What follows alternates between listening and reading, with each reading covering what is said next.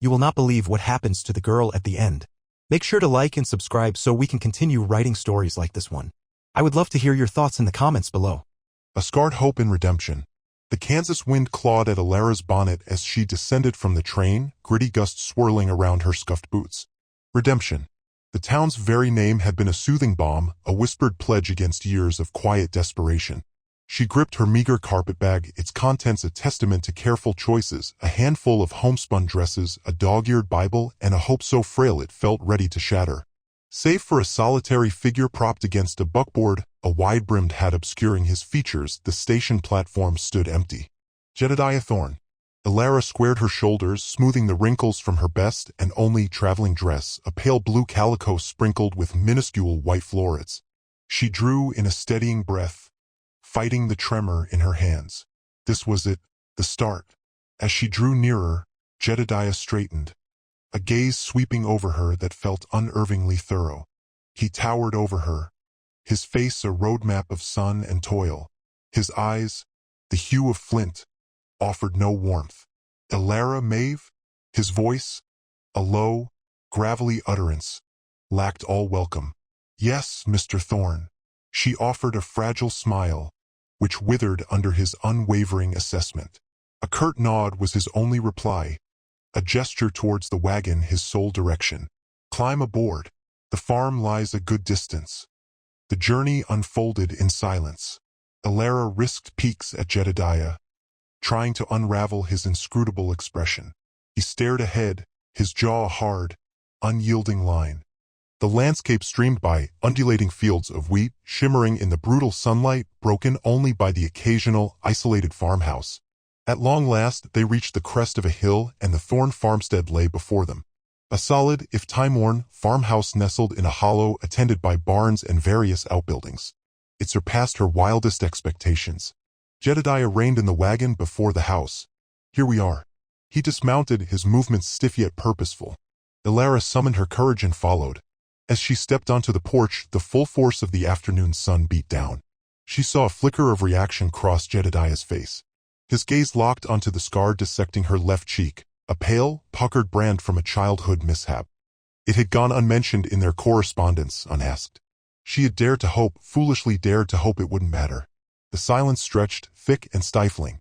Alara felt her carefully nurtured hope begin to disintegrate. The advertisement. Jedediah finally uttered, his voice strained. The photograph you furnished.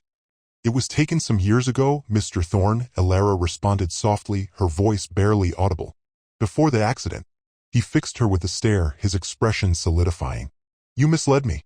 I didn't intend to, she pleaded, her eyes pricking with tears. I simply sought a chance. He shook his head, a muscle ticking in his jawline. I require a wife capable of holding her head high in town. One who won't shame my name. The words struck like a physical blow. Alara flinched, her hand instinctively rising to cradle the mark. Years of dismissal, whispered taunts, and averted gazes flooded back.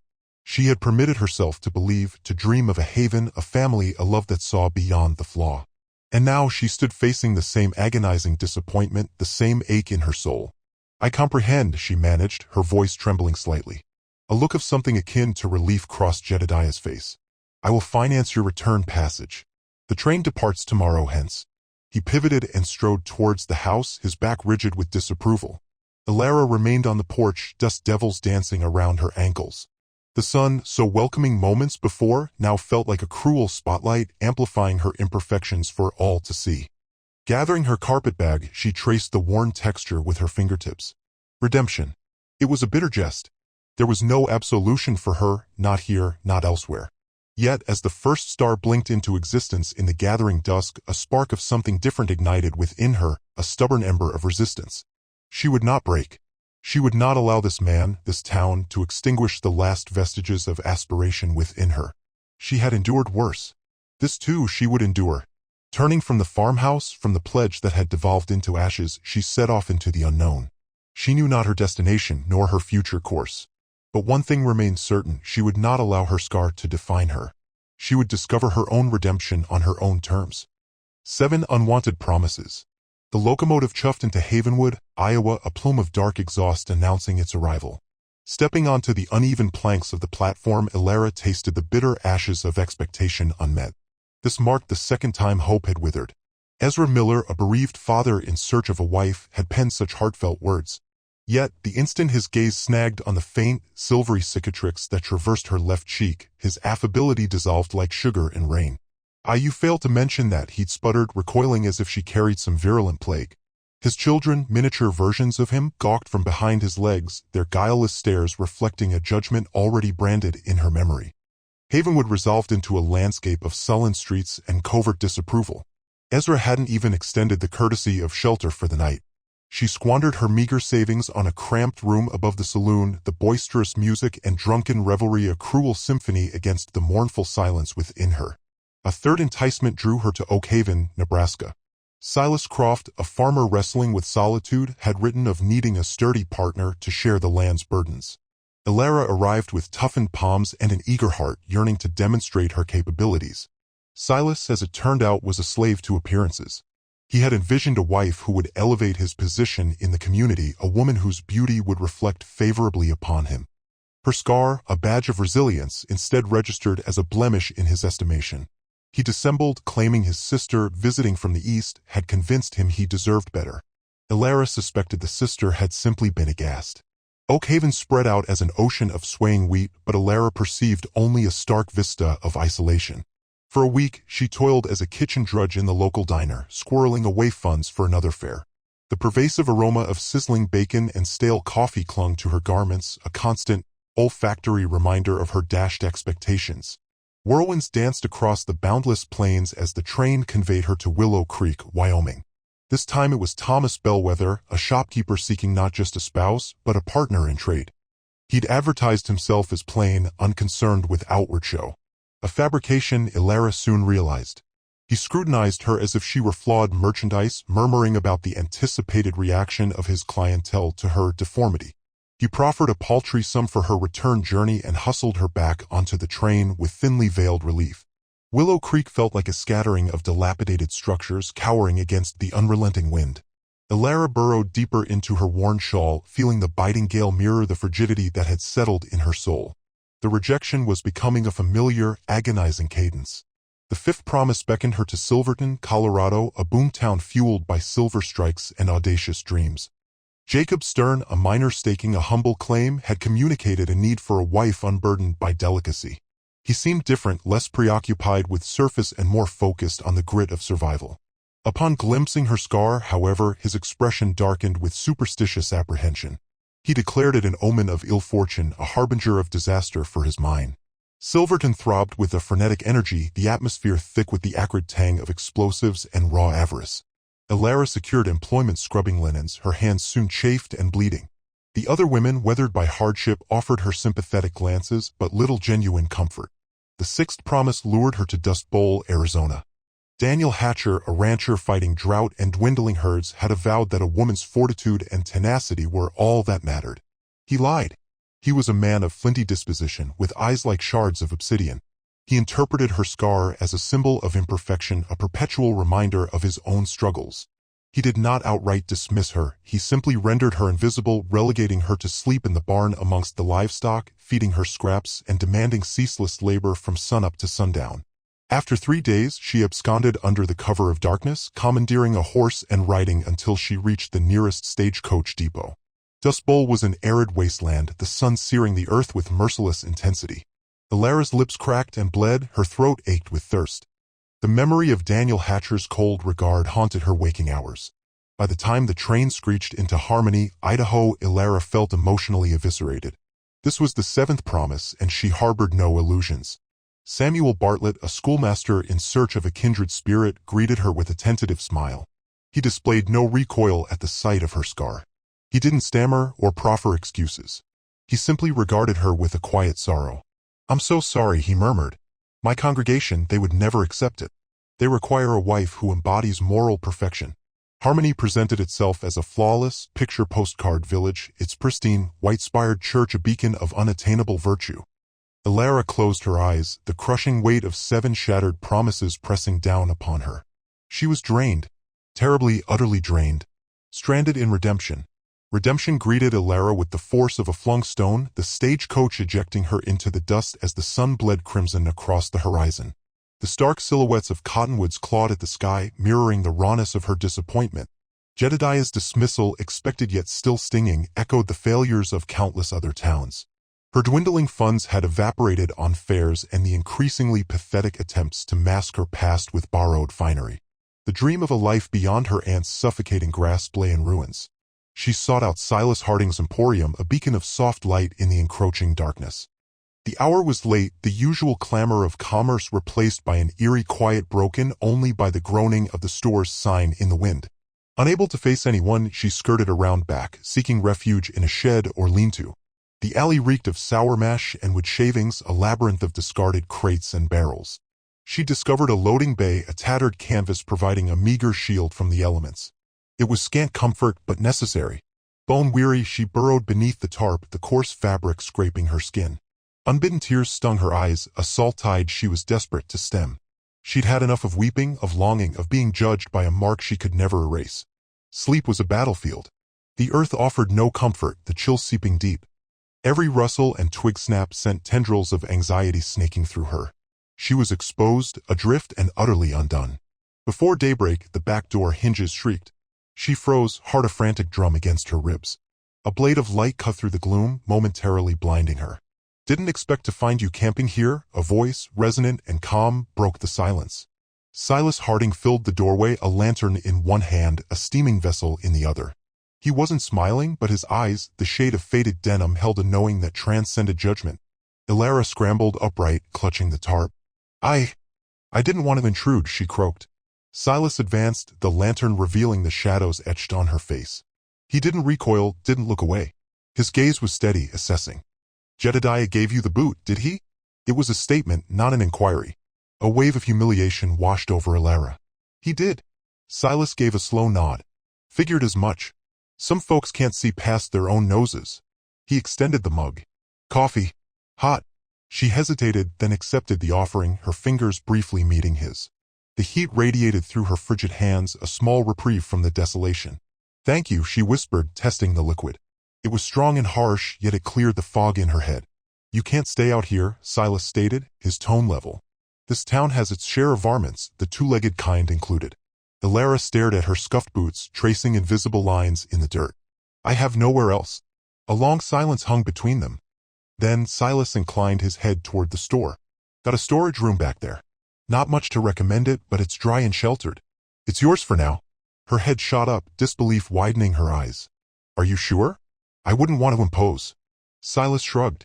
"Empty space is wasted space. Besides," a ghost of a smile touched his lips, "I could use an extra pair of hands. Sweeping, dusting, the usual."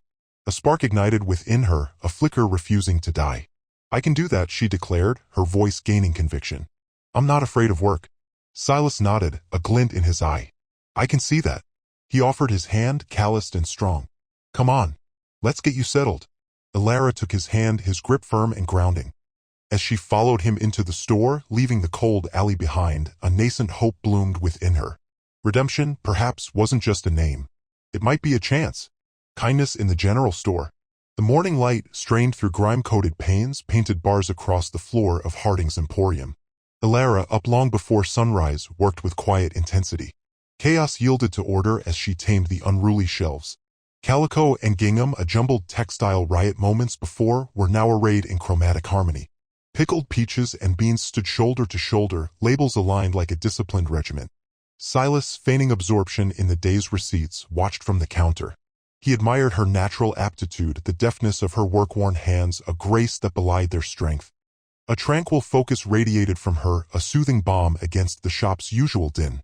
He also observed the subtle way she favored her right side, masking her left profile, a reflex, he guessed, honed by years of deflected stares. "You've a gift for this, Elara," he commented, breaking the morning stillness. She paused, brushing a stray wisp of hair from her brow, leaving a smudge of dust in its wake. "My mother kept a particular home," she responded, returning to the task of straightening a rack of horn combs. "Particular is an understatement," Silas chuckled. "Systematic, efficient even. And I'm grateful. I've been meaning to find help for ages, truth be told. Just hadn't found the right fit." Elara remained silent, yet Silas detected a glimmer in her eyes. Tentative hope, perhaps, or guarded interest. The chime above the door heralded the arrival of Mrs. Abernathy, a woman known for her acerbic wit and inexhaustible opinions. She paused within the threshold, her gaze dissecting Alara with brazen appraisal. "Well now," she drawled, her voice cloying. "And who have we here? A new consignment, Mr. Harding?" Silas' jaw tightened, but his tone remained measured. "This is Alara, Mrs. Abernathy. She's helping me in the store." Mrs. Abernathy's inspection fixed on the pale scar that scored Alara's face. "Alara, you say? Didn't Jedediah?" Her voice trailed off, leaving the unasked question suspended like a poisonous gas.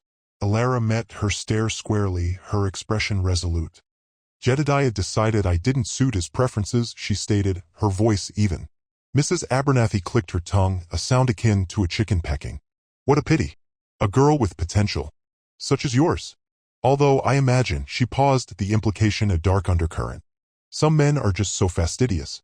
She swung her gaze towards Silas, a spark of cruel amusement in her eyes. "I've heard tell the mark goes deep. Affects her temperament, they say." Silas felt his temper flare, but Alara placed a calming hand on his forearm. "I assure you, Mrs. Abernathy, my temperament is quite sound," she said, her voice steady despite the slight tremor in her hand. "And as for potential, I'm not seeking a husband. Only an honest day's labor." Mrs. Abernathy sniffed, plainly skeptical. She purchased thread and needles, all the while casting sidelong glances at Alara. As she departed, she murmured something about damaged goods and dragging down the neighborhood. Silas watched her go, his face hot with indignation. "Don't mind her, Alara," he said, turning back. "She's just a busybody." Alara nodded, but her gaze remained downcast. The exchange had clearly stung. Later, as dusk painted the store in shades of gray, Silas found Alara sweeping near the back.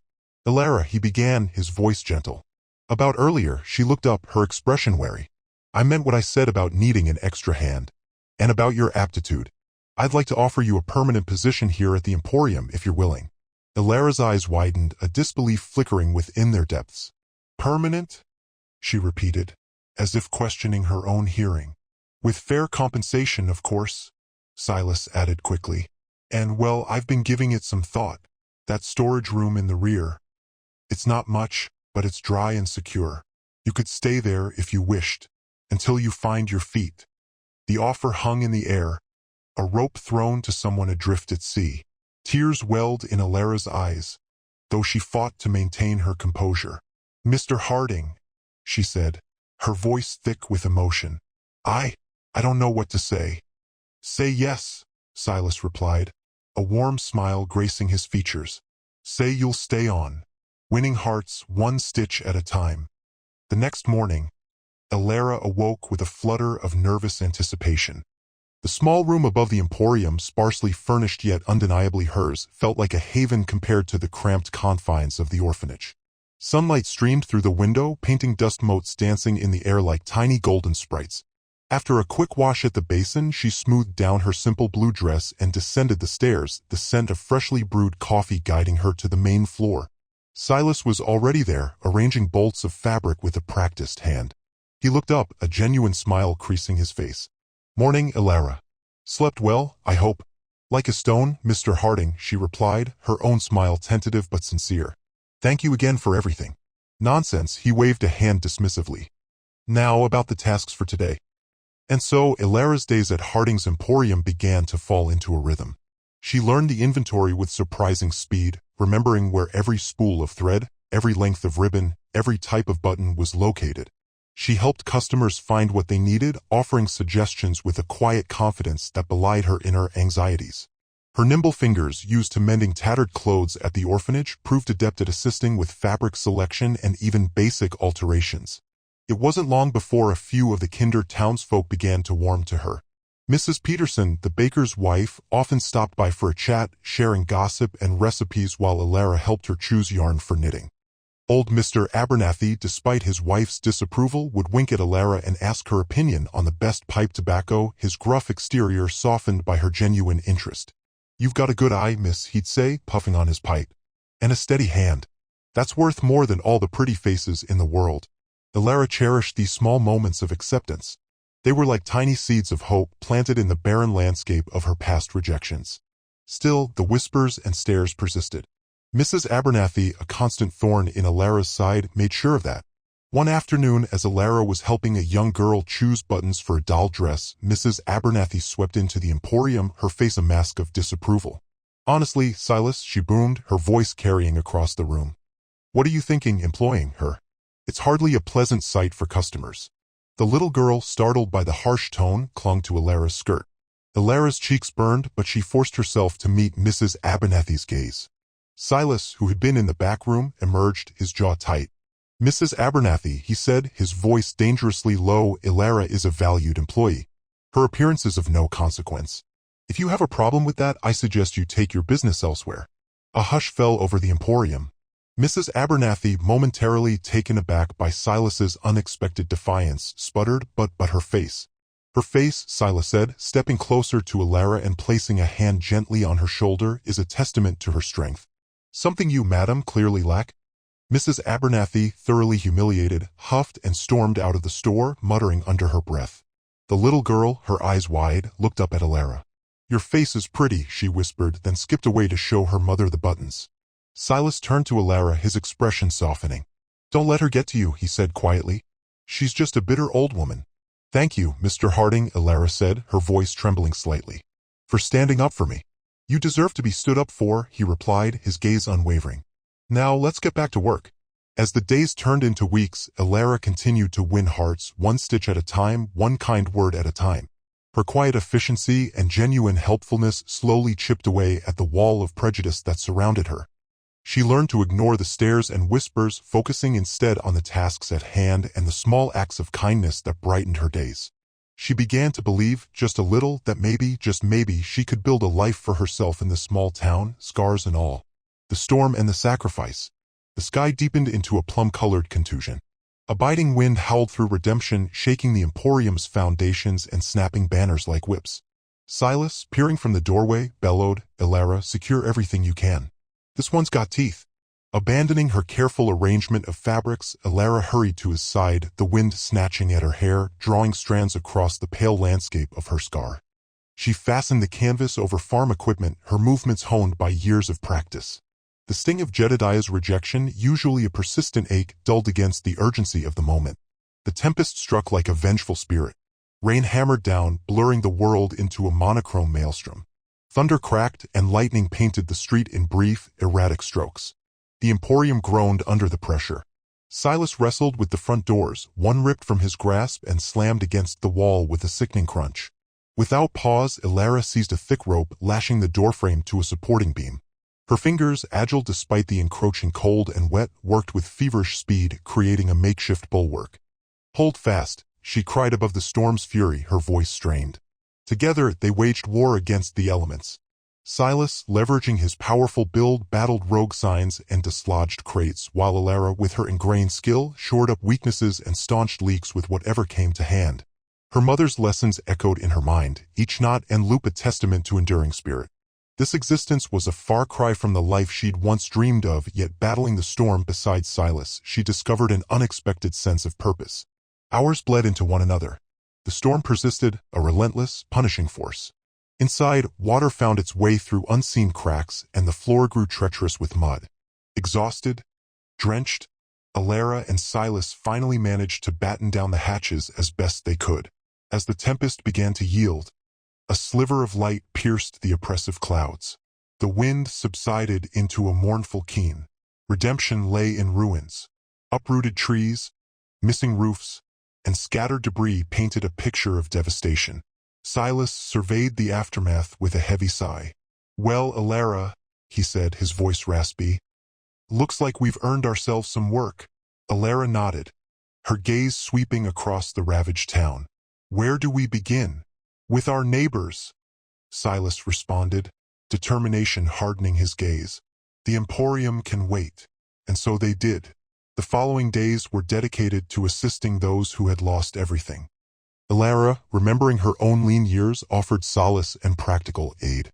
She gathered blankets and dry clothing from the emporium's dwindling stock, helped families sift through wreckage, seeking some remnant of their former lives. One evening, a group of women huddled together at the church's temporary shelter, shivering and bereft. Their clothes were torn, their faces etched with despair. Elara, recognizing their plight, conceived an idea. "I can help," she offered, her voice ringing with conviction. "I'm a seamstress. I can mend what's broken." Initially, they hesitated, the old prejudices whispering in their ears. But desperation trumped reservation. Elara established a makeshift sewing station in a corner illuminated by the frail glow of a single lantern. Her fingers danced across the fabric, patching rips and reinforcing seams. She labored relentlessly, her skill and dedication evident in every precise stitch. As she worked, the women watched in silent wonder, seeing not a disfigured face, but hands of incredible capability and a heart overflowing with compassion. They saw not a jilted woman, but a fellow survivor. News of Elara's selfless acts rippled through the town. Those who had once ostracized her now sought her assistance. Mrs. Abernathy, her face ashen, approached Elara with a tattered shawl clutched in trembling hands. "Miss Maeve," she said, her voice barely audible, would you be able to mend this? It was my mother's." Elara accepted the shawl, her eyes meeting Mrs. Abernathy's. She saw not animosity but raw vulnerability. "Of course, Mrs. Abernathy," she responded gently. "I'll do my very best." As she mended, Elara reflected on Jedediah. Would he even recognize the woman she'd become? The realization dawned that his judgment held no sway. She had carved out her own niche in redemption, not as a wife, but as a valued cornerstone of the community. The storm had unleashed destruction, yet it had also unearthed her resilience and her profound empathy. She had relinquished her dreams of marriage, but in their place had discovered something infinitely more precious, her intrinsic worth. Beyond the scar, the Emporium, though scarred, remained a resilient landmark. Sunlight pierced the boarded windows, igniting a ballet of dust motes. Elara, face dusted with grime, meticulously repaired a neighbor's cherished quilt, her needles dance a serene contrast to the tempest still raging within Silas. He'd been a silent witness to her fortitude throughout the ordeal. He'd watched her liberate Mrs. Gable from the wreckage, her slight frame exhibiting remarkable strength. He'd observed her orchestrate the bucket brigade with a voice that cut through the gale. He'd seen her share their meager rations with a dispossessed family. And he'd glimpsed the genuine, unaffected compassion in her gaze, a quality divorced from societal expectations. It wasn't her seamstress skills, her sharp business mind, or even her grounded competence that now ignited within him an undeniable emotion. It was the inner radiance, a light impervious to the storm's fury. A startling clarity washed over him. He was deeply enamored with Elara Maeve. The epiphany was both exhilarating and frightening. A creature of habit, Silas had always viewed love, with its inherent chaos, as an unattainable luxury. Yet, Elara, with quiet persistence, had breached his carefully erected defenses, revealing a hidden vulnerability. He studied the deftness of her fingers, the faint scar tracing her cheek, now not a blemish, but a badge of honor, a story etched upon her skin. It was, in essence, part of her allure. "You haven't paused since the storm subsided," he observed, his voice thick with emotion. Elara glanced up, offering a fatigued yet gentle smile. "Someone must, Silas. We can't simply stagnate, hoping for deliverance." "You're drained," he countered, drawing nearer. "Everyone is," she responded, dismissing his worries with a flick of her wrist. "But we're united in our efforts. That's paramount." Her selfless dedication proved to be the decisive impulse. The certainty resonated within him. He couldn't bear to lose her. He couldn't fathom a life devoid of her unwavering spirit, her innate kindness, her serene presence. He inhaled deeply, the mingled scent of charred wood and damp earth filling his senses. He reached out, his rough hand gently enclosing hers. Elara's eyes widened, reflecting a trace of surprise. "Elara," he began, his voice wavering slightly. "There's something I must confess." He hesitated, searching for the perfect phrasing, his pulse quickening. "I've been a fool, blinded by my own insecurities. I offered you employment, a sense of belonging, but my true desire, my deepest need, was you." He tightened his grasp, his gaze locking with hers. "Elara, I cherish you. Not for your talents, not for your contribution to the Emporium, but for your very essence. For your resolve, your generosity, your indomitable soul. Grant me the privilege of becoming your husband." The ensuing silence was palpable. Elara scrutinized him, her features a canvas of conflicting emotions, disbelief, confusion, and perhaps a spark of hope. He waited, his heart pounding, bracing for potential rejection. He understood the audacity of his proposition, the defiance of social norms. Yet, the thought of existing without her was unbearable. Finally, Elara spoke, her voice a mere breath. "Silas, are you certain?" He nodded, his conviction absolute. "More certain than I've ever been of anything." A solitary tear escaped, carving a pathway through the grime on her cheek. "But this scar." He reached out, gently brushing away the tear with his thumb. I see beyond the scar, Elara. I see your heart, and it's the most exquisite thing I've ever beheld. A slow smile illuminated her face, banishing the shadows that had long plagued her. Then yes, Silas, she responded, her voice brimming with emotion. Yes, I will marry you. He enveloped her in a warm embrace. The feeling of her close was akin to finding safe harbor. His redemption lay not in saving a building, but in discovering love in the most unlikely setting. And he knew with unwavering conviction that together they could endure any adversity. Acceptance in redemption. Elara's tears flowed freely, a mixture of relief, disbelief, and a joy so profound it threatened to shatter her. Yes, Silas, she choked out, her voice thick with emotion. Yes, 1,000 times yes. Silas's face lit up, a radiant smile erasing years of guarded composure. He carefully wiped away her tears with the pad of his thumb, his touch gentle, reverent. Then it settled, he murmured, his voice husky. He drew her close, wrapping his arms around her in a warm embrace, a promise of safety and belonging. The storm outside had subsided, leaving a fragile peace in its wake. News of Silas's proposal spread through redemption like wildfire. It crackled in the hushed whispers of the churchgoers, echoed in the raised eyebrows of the townsfolk gathered at the saloon, and bounced off the wooden facades of the buildings lining Main Street. Opinion was divided, a tangled web of surprise, disapproval, and a hesitant, burgeoning acceptance. Some, like Martha Ainsworth, the self-proclaimed moral compass of redemption, clucked their tongues and shook their heads. Silas Harding marrying her? After all that's happened? It's just not right. Others, those who had witnessed Elara's tireless efforts during the flood, her unwavering kindness to the injured and displaced, began to see her in a new light. Old Man Hemlock, usually gruff and unyielding, was heard saying that girls got grit. More than most in this town. Silas could do a lot worse. The children, unburdened by prejudice, were simply excited. They saw only Elara's gentle smile, her willingness to share a story, and the way she always had a kind word for them. They whispered amongst themselves, planning a celebratory picnic, imagining the delicious treats Elara might bake. The days following the proposal were a whirlwind of activity. Elara, with Silas by her side, began planning the wedding. The emporium became a hive of fabric swatches, pattern books, and whispered consultations with the women of the town who, despite their initial reservations, offered their assistance. Even Martha Ainsworth, though still disapproving, grudgingly offered a bolt of fine linen, muttering something about Silas deserving a decent wife, at least on his wedding day. One afternoon, as Elara was sorting through a pile of lace, a shadow fell across the doorway. She looked up to see Jedediah Thorne standing there, his face etched with a mixture of shame and regret. He looked older, somehow smaller than she remembered. He shifted uncomfortably, his gaze fixed on the worn floorboards. Elara, he began, his voice raspy. I wanted to apologize. For how I treated you. It was wrong. Plain wrong. Elara stared at him, surprised. She had expected anger, perhaps even further condemnation. But not this. I was disappointed, Jedediah continued, struggling to find the words. I had expectations. And when you arrived... He trailed off, unable to articulate the shallowness of his judgment. My scar. Elara finished for him, her voice flat. Jedediah flinched.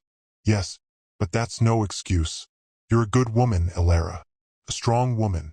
And I was too blind to see it. He paused, taking a deep breath. I wish you and Silas all the best. He offered a tentative hand, and Elara, after a moment's hesitation, took it. His grip was surprisingly weak. Thank you, Jedediah, she said, her voice softening. I appreciate that. He nodded, a flicker of relief in his eyes, and then turned and walked away, disappearing into the bustling street. Elara watched him go, a wave of conflicting emotions washing over her. Forgiveness didn't erase the pain of the past, but it did loosen its grip. That evening, as she and Silas sat on the porch of the Emporium watching the sunset paint the sky in hues of orange and purple, Elara leaned her head against his shoulder. He apologized, she said quietly. Silas wrapped his arm tighter around her. Jedediah? Yes. It wasn't easy for him. He's a proud man, Silas said, but not a bad one, deep down. Elara sighed contentedly. Redemption is living up to its name, Silas. He smiled, a warm, genuine smile that reached his eyes. It always had the potential, Elara. It just needed someone like you to bring it out. As the stars began to appear in the darkening sky, Elara knew that she had finally found her place. Not just in redemption, but in Silas's heart and most importantly, in her own. The scars of the past might still be visible, but they no longer defined her. She was Alara Maeve, soon to be Harding, and she was finally home. A love that heals. The air hummed with the perfume of wildflowers, a sweet counterpoint to the skittish anticipation fluttering in Alara's chest. Today, a prospect unimaginable until recently, standing before Redemption's assembled townsfolk poised to marry Silas. Her gaze met his across the homespun altar, his eyes crinkling with a smile, that familiar, comforting curve that had become her bedrock. Reverend Abernathy's voice, usually booming, was subdued as he began the service. Alara barely registered the well-worn words, lost in the significance of the moment, the culmination of heartache giving way to a burgeoning, undeniable joy. When the vows came, Silas's voice, though firm, vibrated with emotion. Alara, he began, his hand finding hers, I sought a fresh start in Redemption, and I found something infinitely more valuable in you. Your grit, your empathy, your unyielding spirit, that's what makes you radiant. I promise to cherish you, to safeguard you, and to face life's storms at your side. Emotion tightened Alara's throat. Silas, she managed, you saw past the surface when no one else could. You offered me a second chance, a reason to be, a place to belong. You rekindled my belief in myself. I promise to love you with every fiber of my being, to champion your ambitions, and to weave a life with you filled with joy and laughter. Vows spoken, rings exchanged, the pronouncement delivered. A ripple of applause, warm as a summer breeze, washed over them, bringing a prickle of happy tears to Alara's eyes. Jedediah Thorne, positioned at the rear, gave a curt nod, a silent acknowledgement of his transformed heart. The reception, a down-to-earth affair, unfolded in the cleared lot behind the Emporium. Tables overflowed with culinary offerings from Redemption's generous women, pies, cakes, and roasted meats vying for space. The air thrummed with cheerful voices, a symphony of celebration. But the wedding was only the dawn. The Emporium, still bearing the scars of the fire, served as a constant reminder of the work ahead. Silas and Alara approached the restoration with unwavering resolve. His carpentry skills guided the structural repairs, while her discerning eye shaped the interior design. They repurposed what they could from the ruins. Singed beams became rustic details, lending character to the revitalized store. Alara bathed the walls in a welcoming cream hue and draped vibrant fabrics to enliven the space. Jedediah, much to Alara's surprise, even volunteered his expertise to rebuild the shelving. Gradually, painstakingly, the Emporium resurrected itself. It became more than a mercantile establishment. It was an emblem of their tenacity, a testament to their enduring commitment to each other and to redemption. Within months, the Emporium swung its doors open once more, grander and more inviting than before. Shelves bristled with merchandise, the air tingled with the aroma of freshly brewed coffee and Alara's signature lavender soap. Eager customers flocked in, offering support to Silas and Alara, celebrating their victory over adversity. Life in Redemption eased into a comfortable cadence. Alara and Silas worked shoulder to shoulder in the Emporium, their days filled with the rhythm of commerce and the quiet contentment of crafting a shared existence. Evenings unfolded on the porch of their cozy cottage, watching the sunset bleed across the horizon in shades of fire and gold. Sometimes, Alara would trace the faint etching on her cheek, a palpable reminder of her past. But it no longer carried the sharp bite of rejection. Instead, it was integral to her narrative, a badge of her resilience and her journey to finding love and acceptance. It was a chronicle of where she'd been and how far she'd traveled. One evening, as twilight deepened, Silas clasped her hand. You know, he murmured, this town, this life, they wouldn't shine so brightly without you. Alara beamed, her heart brimming. And I wouldn't be whole without you, Silas. As the first stars began to pepper the inky sky, Alara nestled against Silas, feeling a profound sense of serenity. She had discovered her redemption not by outrunning her history, but by embracing it, by encountering someone who saw beyond her imperfections and cherished her essence. The love they cultivated was a balm, a transformative force, a foundation built on the ashes of what was. In Redemption, Alara had, at last, found her happily ever after.